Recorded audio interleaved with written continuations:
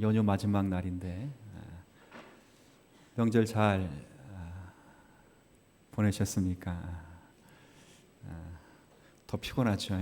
오늘 일부 예배 들으신 분 보니까 이제 설교는 잘 듣는데 육체가 힘들어하신 그 티가 역력히 나타나요. 그래서 아마 오늘도 이렇게 비슷한 광경이 목격되지 않을까 싶은데, 여하튼 오늘 이 시간 하나님께서 우리에게 주실 영혼의 양식을 기대하며 하나님 말씀에 집중할 수 있는 우리 모든 성도가 되시기를 주님의 이름으로 축복합니다. 오늘 출애굽기 3장의 내용은 하나님께서 모세를 이스라엘의 구원자로 부르시고 그가 할 일을 맡기시는 그런 내용입니다. 일명 모세의 소명장이라, 소명장 이렇게 불리는 그런 본문입니다. 지난 40년 동안, 지금 모세가 80세에 부름을 받는데 지난 40년 동안 모세는 미디안 광야에서 양을 치며 한 생애를 살았습니다. 그러던 어느 날 그가 양을 몰고 호렙산 가까이 이르렀을 때 거기에서 아주 기이한, 생전에 볼 수 없었던 희한한 광경을 목격하는 것입니다. 그것은 평상시에 늘 보았던 떨기나무, 가시 떨기나무로 추측이 됩니다. 빼짝 마른 가시 떨기나무에 불이 붙었는데 그 불이 꺼지지 않는 것입니다. 보통 불은 나무가 연소돼야만 불꽃이 유지되는 법인데 그 나무는 연소되지 않는데 불꽃은 계속 사그라들지 않고 희한하게 계속 불이 붙어 있는 것입니다. 그래서 참 신기하다. 그래서 그 모습을 유심히 보려다가 모세야, 모세야 부름을 받는 것입니다. 자, 3장 2절 우리가 읽진 않았지만 2절 말씀 보세요. 여호와의 사자가 떨기나무 가운데로부터 나오는 불꽃 안에서 그에게 나타나시니라. 그가, 모세가 보는 겁니다. 떨기나무에 불이 붙었으나 희한하게도 그 나무는 없어지지 않더라. 나무가 연소가 돼야 불꽃이 유지되는데 나무는 그대로 있는데 불은 훨훨 타오르는 것이죠. 이에 3절 모세가 이르되 참 신기하다, 신기하다. 그래서 내가 다시 한번 주목해 보리라 하고 어떻게 나무가 타지 아니할 것인가 하고 유심히 보려 하라 하다가 4절에 여호와께서 그가 보려고 돌이켜 오는 것을 보신지라 하나님이 떨기나무 가운데에서 그를 불러 이르시되 모세야, 모세야 하심에 그가 이르되 내가 여기 있나이다. 이제 부름 받는 거죠. 그래서 5절 이하의 내용은 모세가 하나님께로부터 부름 받는 과정, 그리고 하나님께서 그에게 맡기신 사명이 무엇인지, 그리고 아주 중요한 것은 하나님이 부르시고 맡기신 사명을 이해 못한 모세가 하나님과 시속 게임을 하는 내용이 4장까지 길게 아주 흥미진진하게 기록되어 있는 것입니다.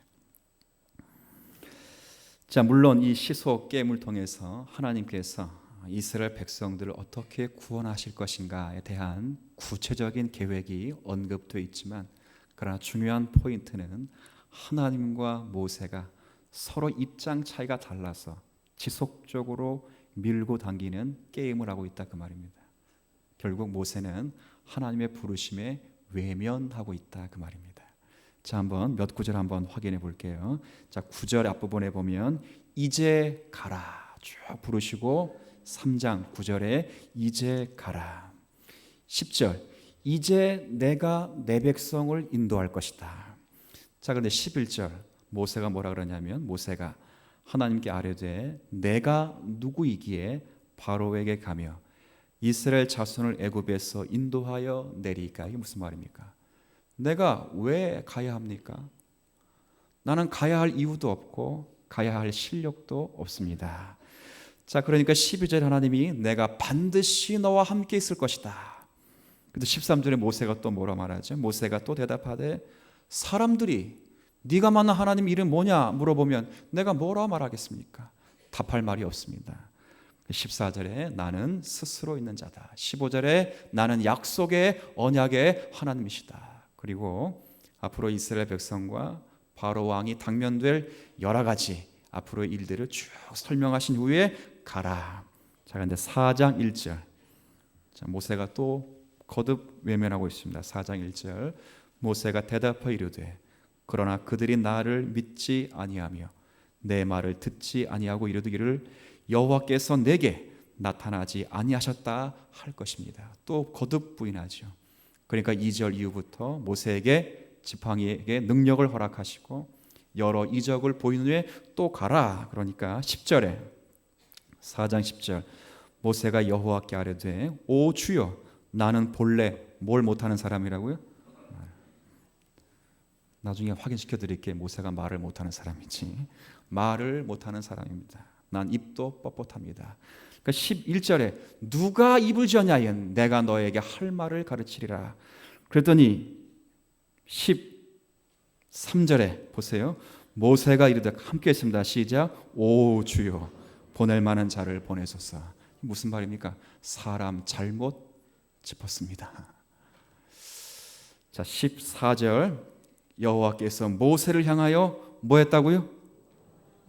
안 돼. 이게 아니라 노했다는 말이 뭐예요? 화를 내셨다 말이에요.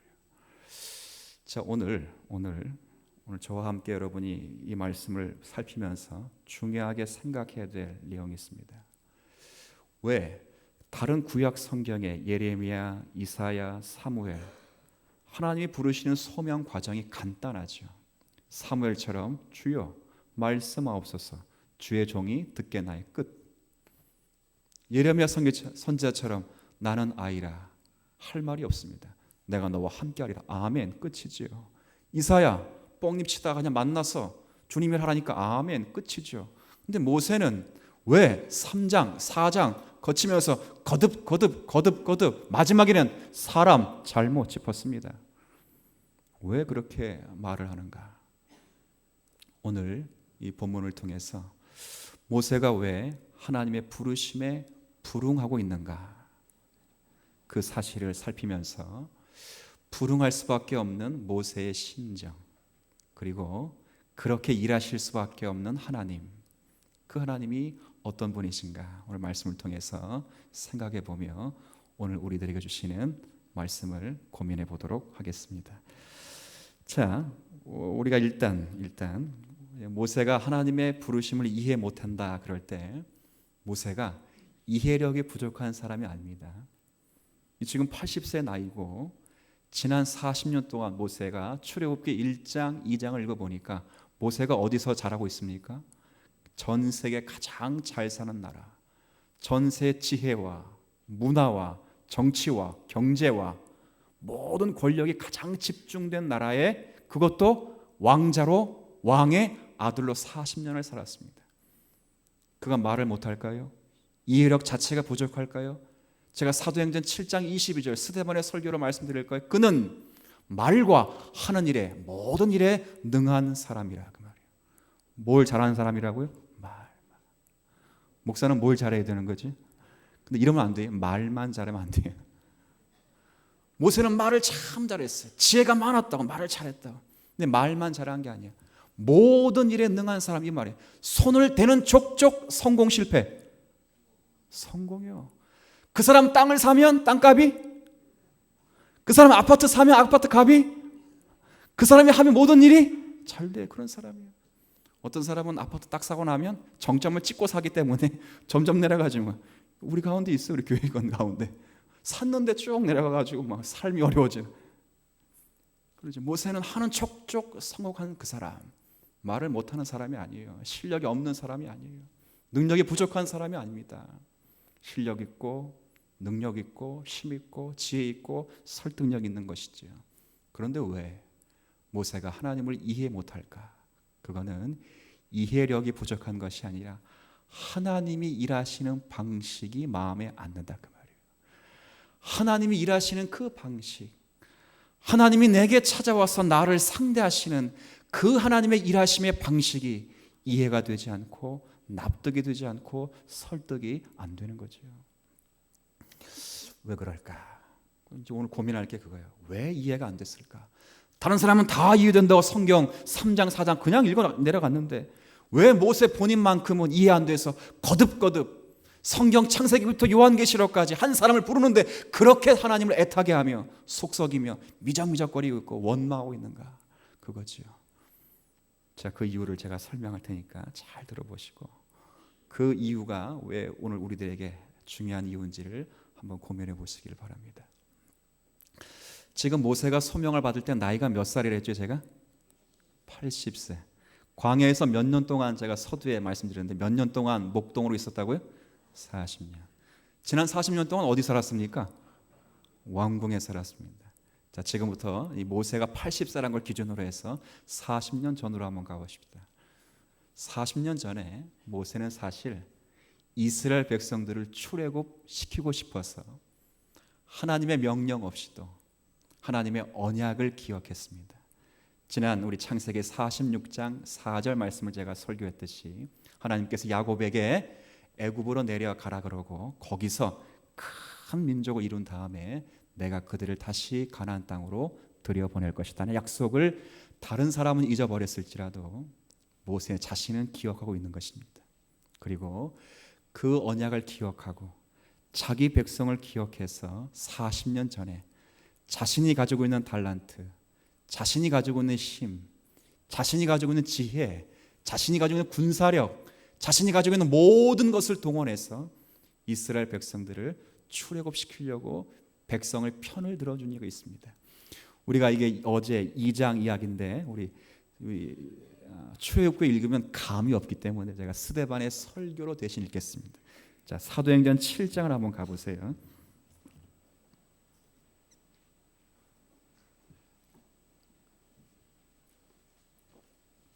사도행전 7장입니다. 신약성경 196쪽 전호가 될 것입니다. 신약성경 196쪽 사도행전 7장. 자, 이게 스데반이 구약을 창세기로부터 말라기까지 구약을 한 번에 설교한 겁니다. 한 번에. 그러니까 구약을 가장 잘 설교한 설교. 이게 스데반의 설교입니다. 이 설교하고 스데반은 어떻게 됐죠? 명설교는 딱 몇 번밖에 없어요? 한 번이요, 한 번. 딱 이 설교가 죽어요. 스데반이 설교 제대로 하고 죽는 거죠. 자, 이제 15절부터 사도행전 7장 15절에 구약을 설교하면서 제가 지난 본문부터 설교할게요.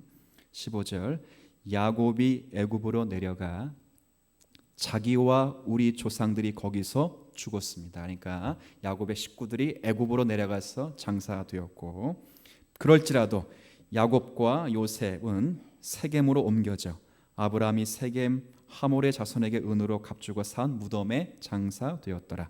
자, 17절 하나님이 이제 430년이 지난 이후에 아브라함에게 약속하신 때가 가까움에 이스라엘 백성이 애굽에서 번성하여 많아졌더니 이제 요셉을 알지 못하는 새 임금이 애굽 왕 위에 오르매 그 전까지는 편안히 있었다 그 말입니다. 그러나 요셉을 알지 못하는 왕조가 탄생하자 19절에 그가 새로운 왕조가 우리 족속에게 교활한 방법을 써서 조상들을 괴롭게 하여 그 어린 아이들을 내버려 살지 못하게 하려 할세. 그때에 모세가 낳는데 하나님의 보시기에 아름다운지라 그의 아버지의 집에서 석 달 동안 길리더니 버려준 후에 바로의 딸이 그를 데려다가 자기 아들로 기르매. 자, 그다음 모세 22절에 모세가 애굽 사람의 모든 지혜를 배워 그의 말과 하는 일에 뭐였다고요?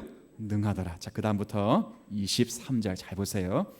그의 나이가 40이 되던 그때에 그 형제 이스라엘 자손을 돌볼 무엇이 났다고요?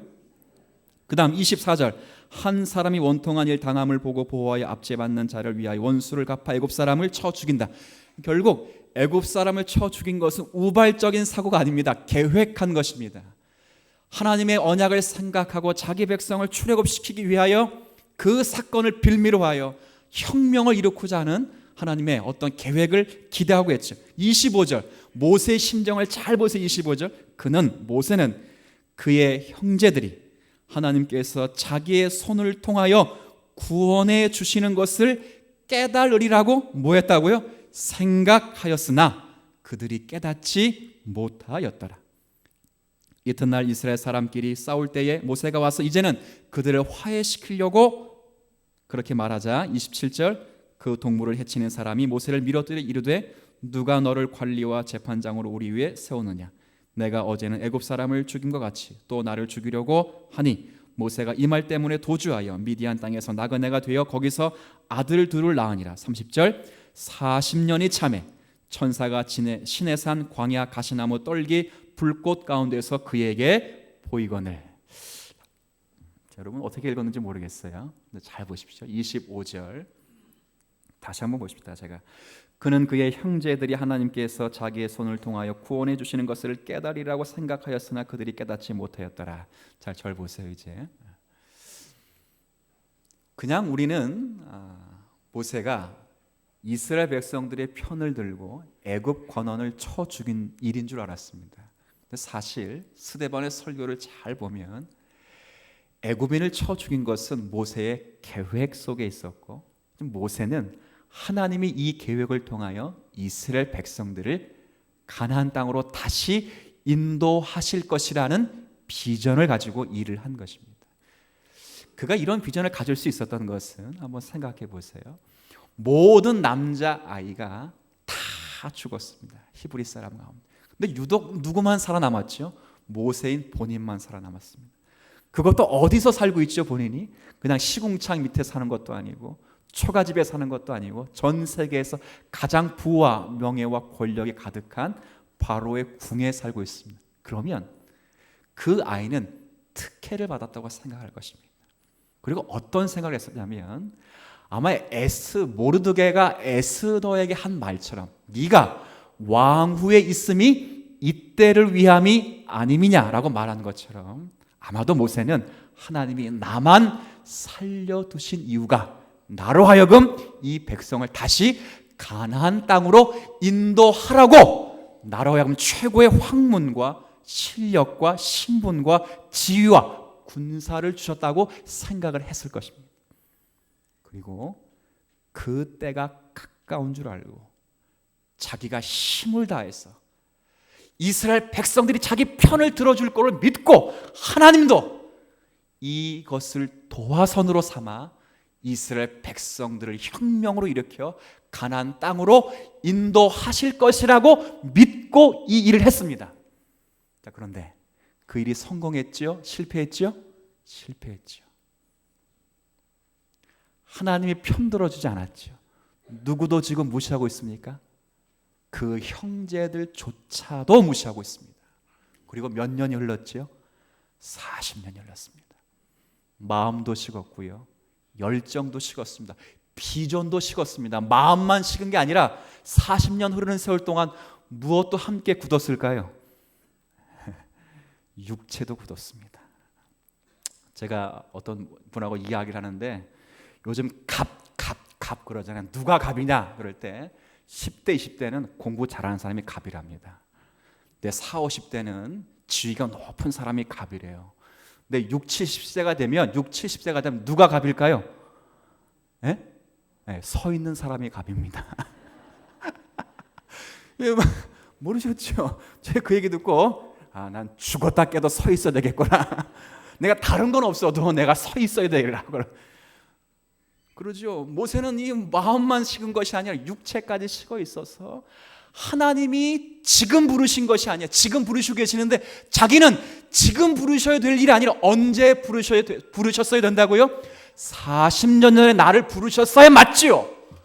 그래야 하나님이시죠. 그런데 왜? 열정도 식고 믿음도 식고 소원도 없고 비전도 없고 꿈도 없고 몸도 굳어버린 이 시간에 나를 부르십니까? 당신 도대체 뭐 하는 분입니까? 라고 묻는 것입니다. 왜 긴지 아시겠죠? 참 재미있습니다. 여러분 모세가 40년 동안 어떻게 살았을 것 같아요? 오늘 읽어보니까 물론 목동으로 삽니다. 양치면서. 근데 목동 왕자가 양치는 목동. 나중에 왜 이스라엘 야곱 가족이 고센 땅에 산지 아시죠? 애굽 이집트 사람들이 가장 천시하는 직업이 뭐죠? 목동입니다. 가축 똥냄새 맡는 목동. 백정보다 더 싫어하는 사람이 똥냄새 맡는 사람들입니다. 그러니까 이 왕자가 똥냄새 맡는 사람으로 전락됐습니다. 40년 동안. 모세가 어떻게 살았을까요? 원망합니다. 하나님이 그러고도 하나님이십니까? 내 기도에는 응답이나 하시는 겁니까? 살아는 계신 겁니까? 원망하고 불평하고 절망하고 체념하고 좌절해 있습니다. 근데 바로 그때 하나님이 나타나십니다. 이거 참 신기하죠. 참 신기한데 여러분의 인생을 잘 보시면 다 그와 같이 하나님이 나타나십니다. 믿으십니까? 제가 젊은 사람들은 꼭 그래요. 안 믿겨지면 살아보시라고요. 살면 믿어져요. 왜 그때, 왜 내가 소원할 때, 왜 내가 열심을 가질 때, 왜 내가 부자였을 때, 왜 건강할 때 날 쓰지 않고, 왜 이렇게 무너지고 쓰러지고 절망하고 안타까워할 때 이제서야 나보고 일을 하라고 하십니까? 라고 물을 수 있습니다. 모세는 이 불만입니다. 하나님 이해할 수 없습니다. 자기는 훈련된 종으로 알았습니다. 40년 동안 철저하게 언어와 행위와 자신의 신분에 훈련받은 자로 알아 하나님의 종으로 스스로 생각했습니다. 그때 않습니다. 철저하게 실패되고 실패된 것도 모자라 자기가 없어질 때쯤 되니까 내가 너를 쓰겠다 이렇게 말합니다. 감이 좀 오시죠? 이제도 감이 없으면 앞으로도 없습니다. 이 정도 말하면 감이 좀 오셔. 감이라도 오셨네. 감 드셨어요? 명절에? 지금까지 없으면 앞으로도 없어요. 그러면 하나님은요, 왜 40년 전에 글을 안 쓰고 왜 이 쭈구렁 방탱이가 되고 실력 없고 비전 없고 지금은 소원까지도 안 하고 있는, 하나님에 대해서는 체념하고 있는 왜 모세를 쓰냐 그 말입니다. 이게 기독교인이 40평생 모세가 훈련받은 것처럼 여러분의 생애가 하나님 앞에 훈련받아야 될 내용이기 때문에 중요합니다. 뭐 때문에 그러죠? 하나님은 모세로 하여금 자기를 포기하도록 하신 것입니다. 예수님이 뭐라 말씀하십니다? 이 땅 가운데 가장 큰 성도의 복과 제자의 복은 자기를 부인하는 것입니다. 예수님이 자기를 부인하듯이 자기를 따라오는 모든 제자들이 예수님처럼 살고 싶다면 자기 자신을 부인하는 것입니다. 40년 동안 부인하도록 하셨습니다. 여러분 한번 잘 보세요. 여러분 혹시 이용규 선교사님이 쓴 책 가운데 내려놓음이라는 책 혹시 알고 계십니까? 저도 재밌게 읽었는데 에세이집 가운데 참 괜찮은 책입니다. 그분은 저희 아내의 중고등학교 선생님이셨습니다. 그래서 개인적으로도 이렇게 관심을 두고 있어서 제가 책을 읽어보았습니다. 거기 보면 자기 아들이 있습니다. 아들이 어릴 때 자꾸 장난감을 좀 사달라고 그래서 이게 이제 선교 떠나기 전에 마트에 가서 그 어린 아이에게 장난감을 한 보따리 사줬습니다. 우리는 한 보따리면 이렇지만 아기의 한 보따리는 가슴에 간신히 안에 되기 때문에 기껏해 두세 개 안고 있습니다. 근데 그거 자기 거가 되려면 마지막에 마트 나올 때 점원에게 뭐 해야 되죠? 바코드 찍으려면 딱 띡띡 찍으려면 줘야 됩니다. 근데 그 아이가 그거 빼앗기기 싫어가지고 끝까지 안 주고 울며 나가 떨어진 겁니다. 절대 포기 안 하죠. 절대. 왜? 점원에게 주면 뺏긴다고 생각한 겁니다. 그런데 그게 자기 거가 되기 위해서는 그것을 내려놓아야 됩니다. 모세는 그 작업이 필요합니다. 김장 다 해보셨죠? 우리 주님 사랑교회 성도들은 남성분들이 김장을 참 잘합니다. 우리 남성분들 한번 대답해 보세요. 김장하기 위해서 배추를 가지고 가장 먼저 한 일이 무슨 일이죠? 잘라야 돼요. 물론 잘라야죠. 그 잘라야 되죠. 얼마나 잘하세요, 그렇죠? 절이는 것보다 더 먼저 하는 게 뭐라고요? 예, 정말 잘하시네요. 보통 다른 데 설교하면 다 절인다고 말하죠. 근데 절이는 것보다 먼저를 자른다는 걸 아신다고 하면 실력이 대단하죠. 예. 자르죠. 근데 제가 원하는 답은 절이는 거죠. 예, 맞습니다. 자르고 절르죠. 근데 소금을 절이지 않으면 배추가 뻣뻣해가지고 그 김치 속을 거기다 담아 놓을 수 없습니다. 물에만 헹궈놓고 배추를 속 담으면 속이 배추에 쭉쭉 빠져나갑니다. 그러면 그건 뭐밖에 할 수 없죠? 여러분? 겉절이. 왜? 겉만 절인다 그 말이에요. 겉만. 똥폼만 잡는 김치라 그 말입니다. 김치가 되려면 속을 절거야 됩니다. 모세는 그 작업이 필요합니다. 자기가 40년 동안 하나님의 종이라고 생각을 하고 하나님의 그렇게 훈련을 스스로 받았습니다. 나는 완벽해. 나는 하나님이 실패한 적이 없어. 난 설교하면 다 성공해. 성도가 다 넘어와. 내가 딱딱 고르면 다 값이 올라. 뭐 이거예요 그냥. 자기는 철두철미하게 자기만 준비된 줄 알았습니다. 그렇게 훈련받았습니다. 그럼 하나님은 이 출애굽은 구원의 모형이고 모델이기 때문에 사람이 1.1획이라도 거기에 힘을 쓸 것이 없다라고 말씀하는 것입니다. 하나님이 약속하시고 약속의 때가 된 그때에 하나님이 그 백성을 가나안 땅으로 보내시기 위하여 요셉을 알지 못하는 왕조를 태동시키게 하시고 그 왕조 때문에 이스라엘 백성들이 하나님께 원망하여 기도하게 하시고 애굽의 정을 떼게 하시고 그럴 때 이스라엘 백성을 준비시키듯이 한 사람을 철저하게 자기를 비워 순종의 사람으로 만드시기 위하여 모세를 마치 외면하는 듯 보였습니다. 그런데요, 하나님 모세를 40년 동안 외면하신 것이 아닙니다. 모세를 포기하지 않도록 그의 마음이 자신으로 인하여 다 비워질 수 있도록 그때까지 하나님이 인도하시며 간섭하시며 하나님이 그를 주관해 오신 것입니다. 오늘 제가 두 번째 큰 문단을 하지 않으니 거긴 내가 한다는 표현, 하나님이 다 하신다는 겁니다. 모세가 할 일은 아무것도 없습니다. 여기 3장에 가장 많이 언급된 단어가 내가 거의 70% 80% 이상의 주어가 하나님이십니다. 모세가 하는 일 하나도 없습니다. 하나님이 다 하실 일입니다. 모세는 뭐만 하게 하면 한번 따라해 볼까요? 순종. 모세하면 생각나는 것은 순종입니다. 모세는 능력이 아닙니다. 모세는 권능이 아닙니다. 모세하면 생각나는 순종입니다. 9번 실패해도 10번 미친 듯이 갈 수 있는 그 순종. 자기를 부인하도록 하나님이 그를 그렇게 두신 것입니다. 모세는 이해할 수 없지요. 그러니까 오늘 3장에 이해 못된 상태에서 하나님, 당신은 도대체 누굽니까라고 묻는 것입니다. 그럴 때 14절 하나님 뭐라 말씀하시는지 한번 보십시오. 다시 출애굽기 3장 14절입니다.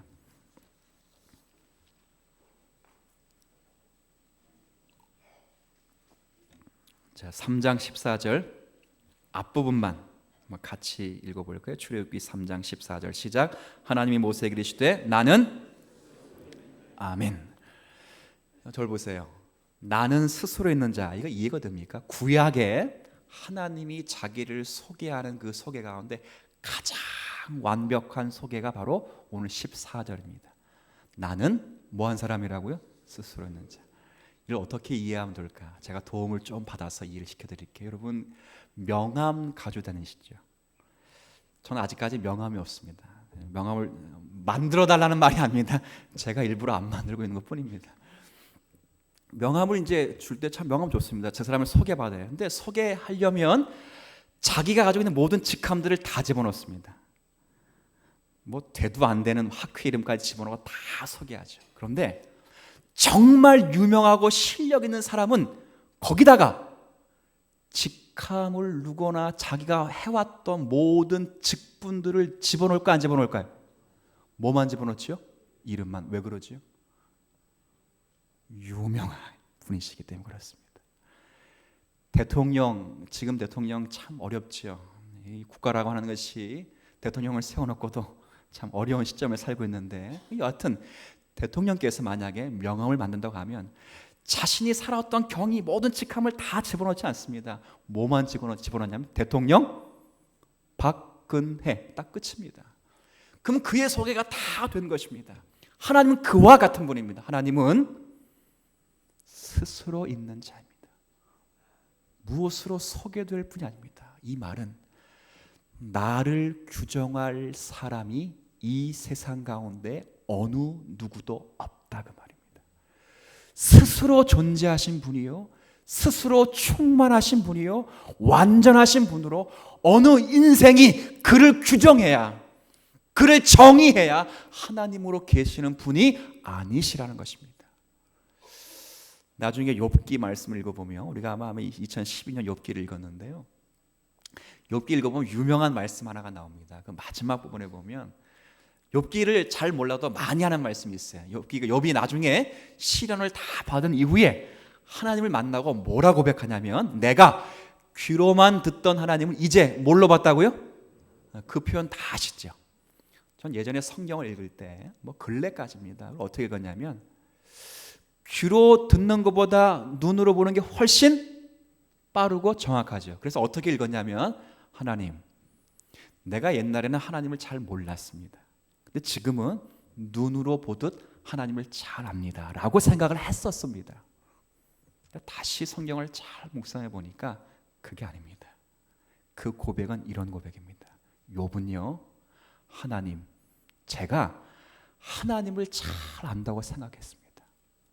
난 하나님이 이런 분이야, 이런 분이야, 이런 분이야. 그래서 권선징악, 인과응보, 자기 자녀들 신앙검열 다 시키고 모든 일에 자신이 주권을 가지고 하나님 아는 지식으로 그렇게 진행했습니다. 그런데 이런 연단과 훈련을 받고 보니 하나님은 정말 모르실 분이십니다 라고 고백하는 것입니다.